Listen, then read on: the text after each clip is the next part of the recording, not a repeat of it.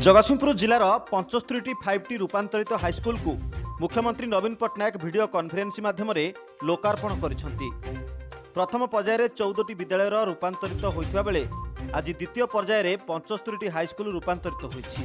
एही अवसर में स्थानीय श्रीकृष्ण एकाडेमी ठारे आयोजित लोकार्पण उत्सव में अतिथि भावे राज्य सरकारी मुख्य सचेतक तथा जगतसिंहपुर विधायक प्रशांत मुदुली, सांसद डाक्तर राजश्री मल्लिक, बालिकुदा एरसमा विधायक रघुनंदन दास, पारादीप विधायक संबित राउतराय, तीर्तोल विधायक विजय शंकर दास, जिलापाल पारुल पटवारी प्रमुख जोग देथिले।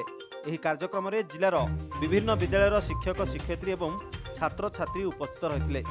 ई प्रोग्राम रे 75 स्कूल आज ट्रांसफॉर्मेशन प्रोग्राम करागला। जगतसिंहपुर जिले में 75 स्कूल आज उन्नतीकरण होती रूपांतरीकरण होती एवं ये निश्चित भाव में आम समस्त गोटे अति आनंदर कथा। जगतसिंहपुर गोटे शिक्षा सचेतनतार गोटे आगुआ जिला। एठी पिलामानक मन भितर जो उन्मादना सृष्टि होती जे आम सरकारी स्कूल रे पाठ पढ़ुचु, ये अंचल सबुठारु उन्नत स्कूल रे पाठ पढ़ुचु और से जहाँ कार्यक्रम नियाहबा कथा माननीय मुख्यमंत्री नवीन बाबू देइछंती एवं जगतसिंहपुर जिले में आज एसके एकाडेमी पड़िया एसके एकाडेमी हाई स्कूल रे प्रोग्राम है। ये एक ऐतिहासिक विद्यालय एवं एठी अतीतर जो गौरव रही मु आशा करी मो पिलामानकर भविष्य से गौरवान्वित हम, उज्जवलमय हम।